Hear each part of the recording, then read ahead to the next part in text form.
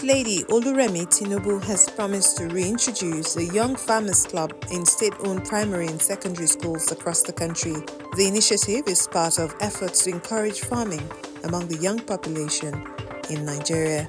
Hi, welcome to What's Happening. These are the top 10 stories. The federal government says media organizations will now have access to a single-digit interest loans through the Bank of Industry. The Minister of Information and Orientation, Muhammad Idris, stated this Monday at the third ministerial sectoral update at the National Press Center in Abuja.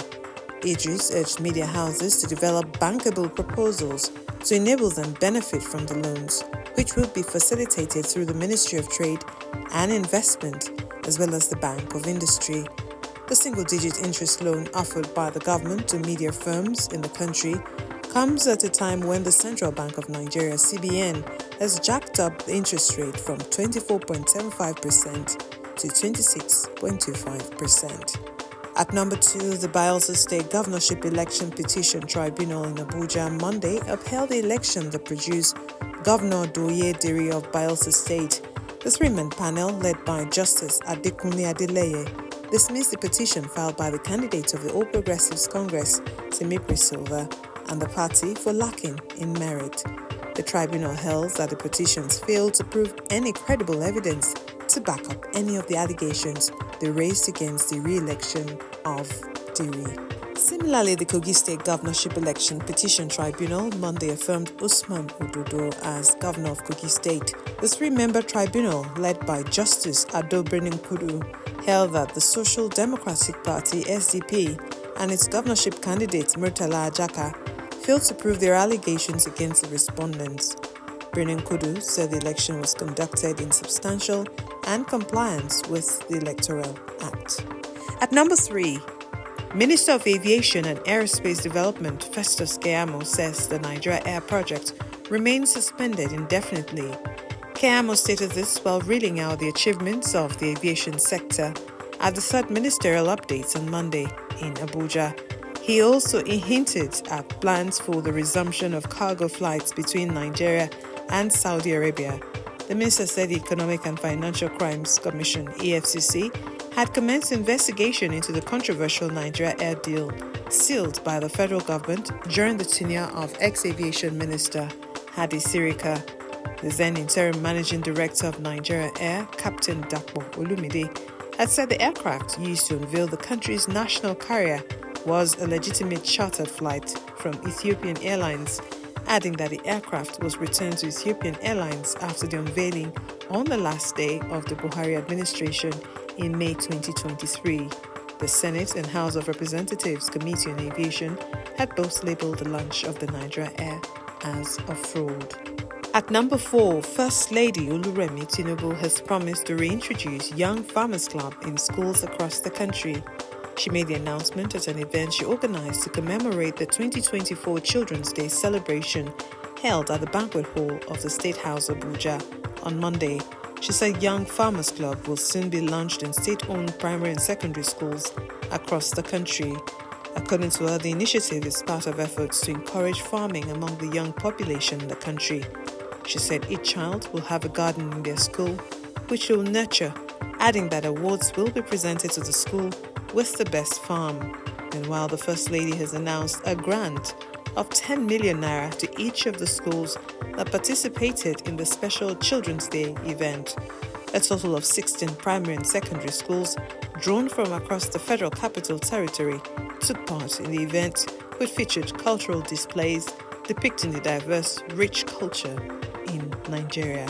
At number 5, Governor of Benue State, Alia, has signed an executive order banning open grazing, open defecation, urination, loitering and driving against the normal flow of traffic, abandonment of or parking of vehicles on traffic lanes or driveways, overspeeding and overloading of vehicles and other offences in the state. Alia said the order was in pursuant to Section 14, subsection 2 of the 1999 Constitution and Section 10 of the Public Order Act, Cap 382 of the Federal Republic of Nigeria. He also prohibited that farming on empty and unfenced plots of land or in front of any premises or on the street or by the roadside within urban areas, as well as farming on underdeveloped areas of government offices or quarters or reserved areas. The governor says those who breach the public rules will pay fines between 20,000 naira and 500,000 naira or imprisonment, depending on the gravity of the offense. At number 6, the Attorney General of the Federation and Minister of Justice Lateef Fagbemi San has called for the scrapping of the State Independent Electoral Commission. Fagbemi made the call Monday at the National Discourse on Nigeria's Security Challenges and Good Governance at the local government level held in Abuja.